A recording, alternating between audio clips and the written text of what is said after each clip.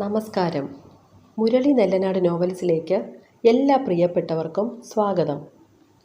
മുരളി നെല്ലനാട് എഴുതിയ നോവൽ സേതുബന്ധനം, അധ്യായം 21. ഈ അധ്യായത്തോടുകൂടി നോവൽ അവസാനിക്കുന്നു.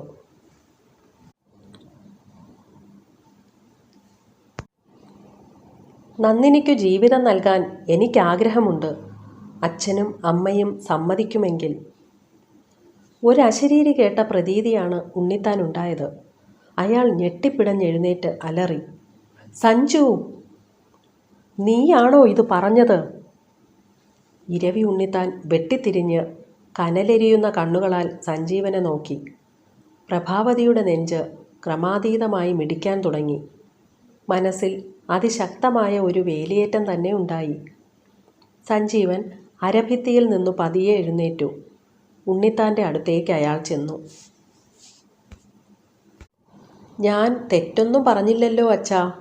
അച്ഛനും അമ്മയും സമ്മതിക്കുമെങ്കിൽ എന്നല്ലേ സൂചിപ്പിച്ചത്?" ശാന്തവും സൗമ്യവുമായിരുന്നു ആ വാക്കുകൾ.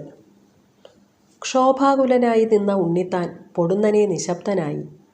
ഹൃദയം ഒരു ബലൂൺ പോലെ പൊട്ടിപ്പോകുമെന്ന് പ്രഭാവതിക്ക് തോന്നി. ചാറ്റൽ മഴയിലൂടെ നടന്നുപോയ നന്ദിനിയുടെ രൂപം മനസ്സിൽ നിറഞ്ഞതും നെഞ്ചു വിങ്ങിപ്പോയി.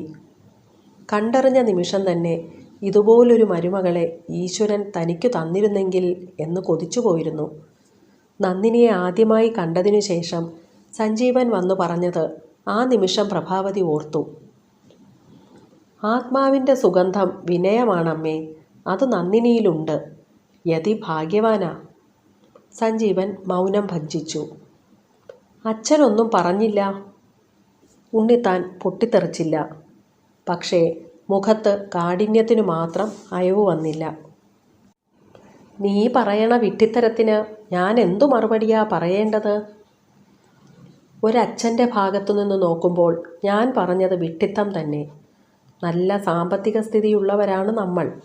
എനിക്കും മാന്യമായ ഒരു ജോലിയുമുണ്ട്. നിരാലംബയും ദരിദ്രയുമായ ഒരു പെണ്ണിനെ നിങ്ങൾക്ക് ഉൾക്കൊള്ളാൻ കഴിയില്ലെന്നത് എനിക്കറിയാം." ഉണ്ണിത്താന് കലശലായ കോപം വന്നു. "അതുമാത്രമാണോടാ പ്രശ്നം? ഒന്നും അറിയാത്ത പോലെ നീ പൊട്ടൻ കളിക്കാ? ആരാ നന്ദിനി? നിന്റെ ഏട്ടൻ താലി കെട്ടിയ പെണ്ണ്. നാട്ടാര് മുഖത്ത് കാർക്കിച്ചു തുപ്പില്ലേടാ?" "നാട്ടാർക്കും കഥകളൊക്കെ അറിയില്ലേ അച്ഛാ? യതിയും സുനന്ദയും ഒന്നിച്ചു ജീവിതം ആരംഭിച്ചതും എല്ലാവർക്കും അറിയാം," സഞ്ജീവൻ പറഞ്ഞു. ഉണ്ണിത്താൻ സഞ്ജീവനെ തറപ്പിച്ചൊന്നു നോക്കി. "നിനക്കെന്താ പറ്റിയത്? അവിടെ ചെന്നു കണ്ടപ്പോഴുണ്ടായ സഹതാപമോ?"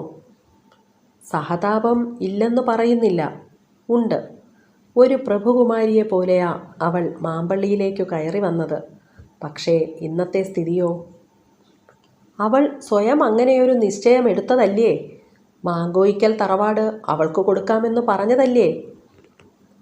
"അവളുടെ മനസ്സിനെപ്പറ്റി പറഞ്ഞ് അച്ഛൻ വികാരാധീനനായത് ഞാൻ മറന്നിട്ടില്ല." ഉണ്ണിത്താൻ മുഖം തിരിച്ചു. "അവളോടുള്ള സഹതാപം മാത്രമല്ല, ഒരു പെണ്ണെങ്ങനെ ആയിരിക്കണമെന്നത് അകലെ നിന്നറിഞ്ഞു മനസ്സിലാക്കിയപ്പോഴുണ്ടായ ആഗ്രഹമുണ്ട്. ഇന്ന് യതി സ്വർഗം തേടിയ സംതൃപ്തിയിലാണ്." "സുനന്ദയുടെ ഇന്നലകൾ അച്ഛനോ അമ്മയ്ക്കോ അറിയോ?" ഉണ്ണിത്താൻ പ്രഭാവതിയെ ഒന്ന് നോക്കി. അന്യജാതിക്കാരനായ ഒരു ചെറുപ്പക്കാരനുമായി അവൾ പ്രേമത്തിലായിരുന്നു. അവൻ്റെ ഒപ്പം ഇറങ്ങിപ്പോകാൻ അവസരം കാത്തിരുന്നവളാ സുനന്ദ. അവളെ കൂട്ടിക്കൊണ്ടു പോകാൻ ആ ചെറുപ്പക്കാരനും 7-8 പേരും മാമ്പള്ളിയിൽ വന്നിരുന്നു. യതി അവളെ തടയുകയായിരുന്നു." ഉണ്ണിത്താൻ സ്തബ്ധനായി നിന്നു. പ്രഭാവതിക്കും അത് പുതിയ അറിവായിരുന്നു. മാധവക്കുറുപ്പ് കാണിച്ച ചതി അതുവരെ സുനന്ദയ്ക്കറിയില്ലായിരുന്നു. യതി നടന്നതൊക്കെ സുനന്ദയോട് പറഞ്ഞു. സ്നേഹിച്ച പുരുഷനെ ആ നിമിഷം സുനന്ദ കൈയൊഴിഞ്ഞു. അതുകൊണ്ടാ ഞാൻ പറഞ്ഞത് യതി ദുഃഖിക്കേണ്ടി വരുമെന്ന്. നന്ദിനിയോട് ചെയ്ത ക്രൂരതയ്ക്ക് എണ്ണി എണ്ണി ഈശ്വരൻ അവനോട് ചോദിക്കും. "ഈശ്വരാ, ഇതൊക്കെ നീ മനസ്സിൽ കൊണ്ടു നടക്കുകയായിരുന്നു അല്ലേടാ?" പ്രഭാവതി നെടുവീർപ്പിട്ടു. "നാട്ടാരുടെ കാര്യം അച്ഛൻ വിട്ടേക്ക്. സ്ത്രീധനമായി കിട്ടാൻ നന്ദിനിക്കൊന്നുമില്ല. സ്ത്രീ തന്നെ ധനമെങ്കിൽ ഇതിനപ്പുറമൊരു സൗഭാഗ്യം ഒരിടത്തു നിന്നും അച്ഛനും അമ്മയ്ക്കും ഈ മോന് വാങ്ങിത്തരാൻ കഴിയില്ല. ഇഷ്ടംപോലെ സമ്പത്ത് നമുക്കില്ലേ അച്ഛാ? ഒരു കുട്ടിയെപ്പോലെ സഞ്ജീവൻ ഉണ്ണിത്താൻ്റെ കൈ പിടിച്ചു. പക്ഷേ അയാൾ കൈ പിൻവലിച്ചു കളഞ്ഞു. ത്രസിച്ചു നിൽക്കുകയായിരുന്നു പ്രഭാവതി. പിന്നീട് ഒന്നും പറയാതെ സഞ്ജീവൻ മുറിയിലേക്ക് കയറിപ്പോയി. ഉണ്ണിത്താൻ കസേരയിൽ ചെന്നിരുന്നു. പ്രഭാവതി ഭർത്താവിൻ്റെ അരികിലായി അരഭിത്തിയിലും ഇരുന്നു.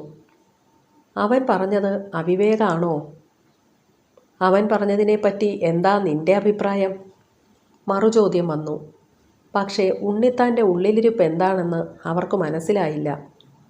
എനിക്ക് ഭീതിയോടെ പ്രഭാവതി നിർത്തി. മടിക്കണ്ട, പറ.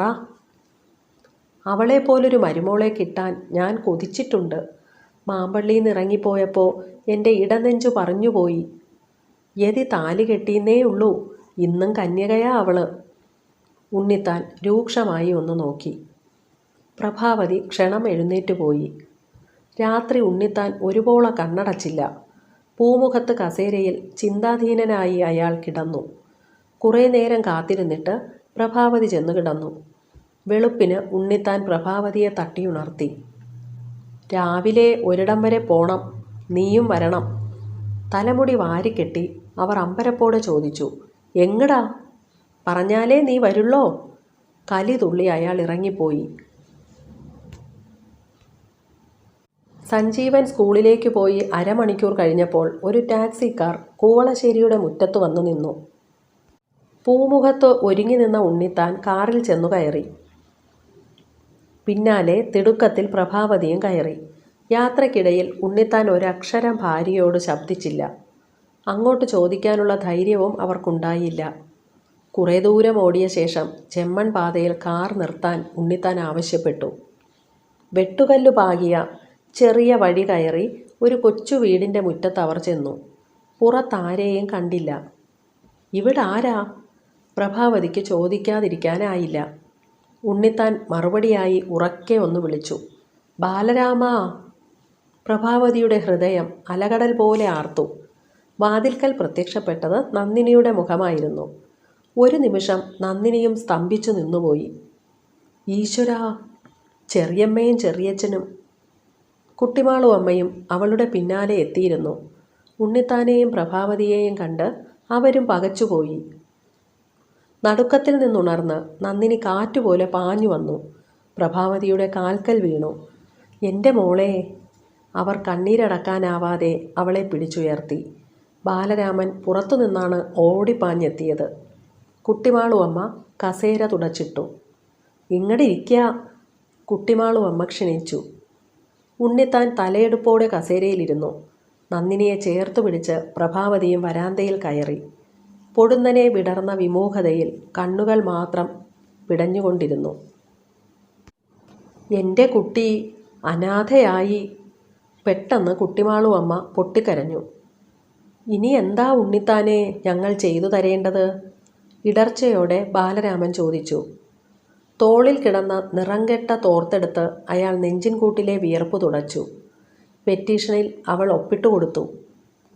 അത് വേണമല്ലോ. 6-7 മാസം കഴിയുമ്പോൾ വിവാഹമോചനം ഉണ്ടാവും. അത് കഴിഞ്ഞ് ഇവൾക്കൊരു ജീവിതം വേണ്ടേ ബാലരാമ? ഉണ്ണിത്താൻ ചോദിച്ചു. എനിക്കറിയില്ല. അയാൾ തോർത്തു പിടിച്ച് കണ്ണു തുടച്ചു. അതിനു വേണ്ടിയിട്ടാ ഞാനും പ്രഭയും വന്നിരിക്കണേ. ഇവൾക്ക് വേണ്ടി ഞങ്ങളൊരു പയ്യനെ കണ്ടെത്തിയിരിക്കണു. പ്രഭാവതിയുടെ മനസ്സിൽ ഒരു വേലിയേറ്റമുണ്ടായി. നന്ദിനി പകപ്പോടെ ഉണ്ണിത്താനെ നോക്കി. ഒന്നുമില്ലാത്ത എൻ്റെ കുട്ടിയെ ആരാ കയ്യേൽക്കണേ? കുട്ടിമാളു അമ്മ ഏങ്ങലടിച്ചു. എൻ്റെ മോൻ സഞ്ജീവൻ. എന്താ, അവനെ നിങ്ങൾക്കിഷ്ടാവില്ലേ? ഉണ്ണിത്താൻ്റെ ചുണ്ടിലൊരു ചിരി വിടർന്നു. അതൊരു പരിഹാസ ചിരി പോലെയാണ് ബാലരാമന് തോന്നിയത്. നന്ദിനി ശിരസിൽ അടികിട്ടിയതുപോലെ കിടുകിടെ വിറച്ചു. പ്രഭാവതി അവളെ കൂടുതൽ ചേർത്തു പിടിച്ചു. അടുത്ത നിമിഷം നന്ദിനി പൊട്ടിക്കരഞ്ഞു. കരയട്ടെ, എൻ്റെ കുട്ടി കരയട്ടെ. തോളിൽ തട്ടി പ്രഭാവതി സാന്ത്വനിപ്പിച്ചു.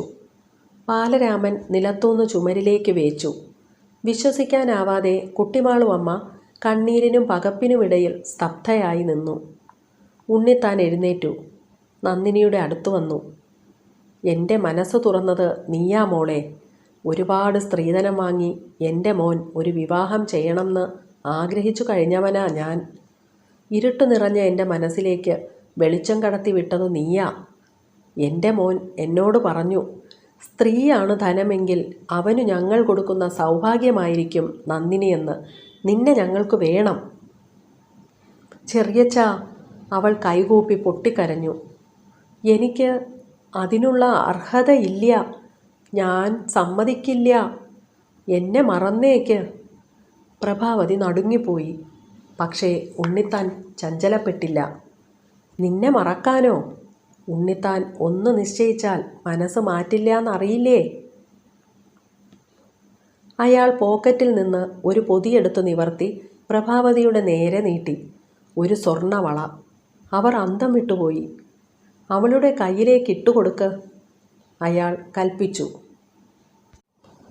നന്ദിനിക്ക് എതിർക്കാനായില്ല. പ്രഭാവതി നന്ദിനിയുടെ കൈ പിടിച്ച് വളയിട്ടു. വിവാഹ നിശ്ചയം കഴിഞ്ഞിരിക്കണോ? അയാൾ ചിരിച്ചു. താനൊരു മായാലോകത്താണെന്ന് നന്ദിനിക്ക് തോന്നി. കാണുന്നതും അനുഭവിക്കുന്നതും സത്യമോ മിഥ്യയോ? അല്ല, താനൊരു സ്വപ്നത്തിലാണ്. കാണുന്നതൊക്കെ കിനാവാണ്. ഈശ്വരാ, ഈ നിദ്രയിൽ നിന്ന് ഉണരരുതേ. പ്രഭാവതി നേരിയതിൻ്റെ തുമ്പാലെ നന്ദിനിയുടെ കവിൾ തുടച്ചു. ഇനി നിനക്കു കരയേണ്ടി വരില്ല. പുറപ്പെടാൻ നേരം ഉണ്ണിത്താൻ പറഞ്ഞു, ബാലരാമ, എൻ്റെ മരുമോളെ നിന്നെ ഏൽപ്പിച്ചാ ഞാൻ പോണേ. ഇവൾക്കിവിടെ ഒരു കുറവും വരുത്തരുത്. അറിയാലോ ഉണ്ണിത്താനെ? ബാലരാമൻ ഹൃദയം തുറന്നു ചിരിച്ചു. എണ്ണിക്കോ മോളെ, ഇന്നേക്ക് 7-ാം മാസം നിന്നെ ഞങ്ങൾ കൊണ്ടുപോകും. നിറകണ്ണോടെ അവൾ കരയുകയും ചിരിക്കുകയും ചെയ്തു. കാറിലിരിക്കുമ്പോൾ പ്രഭാവതി പറഞ്ഞു, ഈ മനസ്സറിയാൻ എനിക്ക് 29 കൊല്ലം വേണ്ടി വന്നല്ലോ ഈശ്വരാ. അയാൾ പൊട്ടിച്ചിരിച്ചു. കൂവളശ്ശേരിയിൽ കാർ എത്തിയപ്പോൾ റോഡിൽ നിർത്താൻ ഉണ്ണിത്താൻ ആവശ്യപ്പെട്ടു.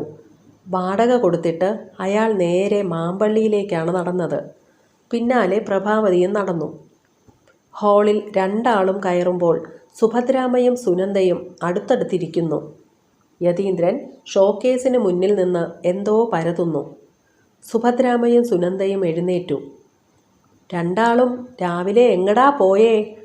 സുഭദ്രാമ്മ ചോദിച്ചു. ഞങ്ങൾ ഒരു വിവാഹം ഉറപ്പിച്ചിട്ട് വരികയാ. സഞ്ജുവിന് വേണ്ടിയിട്ടാ.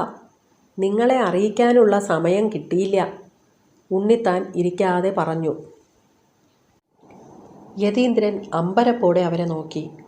സഞ്ജീവൻ്റെ വിവാഹക്കാര്യം ചെറിയച്ഛൻ തന്നെ ഒളിച്ചുവെന്നോ? ഇന്നലെ കണ്ടിട്ട് അവനും ഒരക്ഷരം പറഞ്ഞില്ല.